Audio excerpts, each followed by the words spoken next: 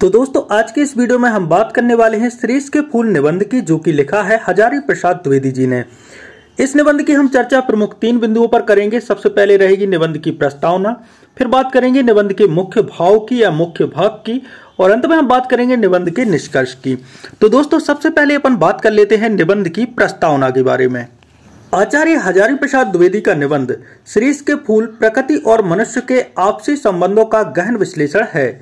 शीरीष के फूल को प्रतीक के रूप में लेकर लेखक ने जीवन की कोमलता, सहनशीलता और सहजता को दर्शाया है। शीरीष का फूल अपनी नाजुकता के बावजूद विपरीत परिस्थितियों में खड़ा रहता है, जो मानवीय जीवन में धैर्य और विनम्रता के महत्व को रेखांकित करता है।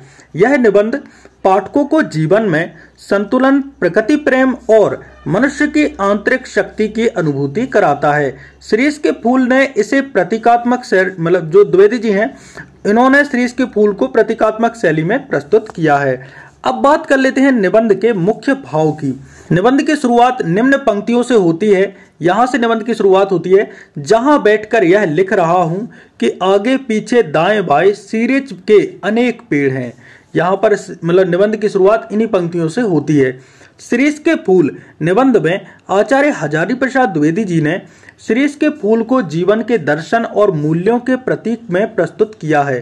शीरीष का फूल भले ही आकार में और शक्ति में छोटा हो, लेकिन उसकी नाजुकता और कोमलता इसमें एक विशेष आकर्षण है। यह फूल हमें सिखाता है कि जीवन में हर परिस्थिति का सामना विनम्रता और सहनशीलता से करना चाहिए। द्विवेदी जी के अनुसार शीरीष के फूल की कोमलता मनुष्य के भीतर छुपे सरल और निष्कपट स्वभाव का प्रतीक है।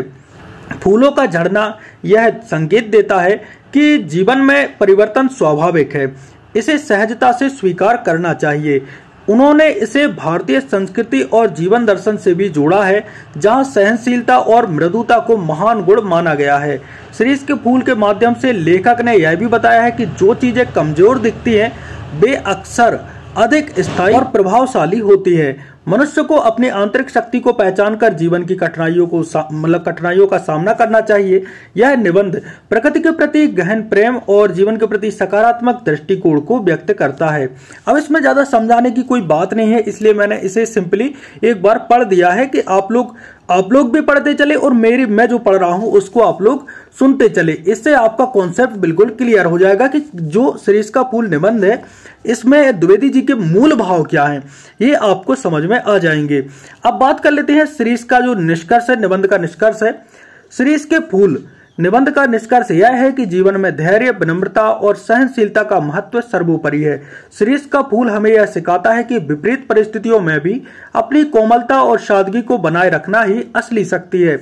आचार्य हजारी प्रसाद द्विवेदी ने इस निबंध के माध्यम से मानवीय मूल्यों, प्रकृति प्रेम और जीवन के गहरे रहस्यों को सरल और प्रेरणादायक ढंग से प्रस्तुत किया है।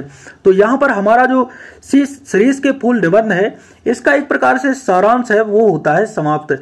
आई होप दोस्तों वीडियो आपको पसंद आया होगा। मिलते हैं एक और नए वीडियो में।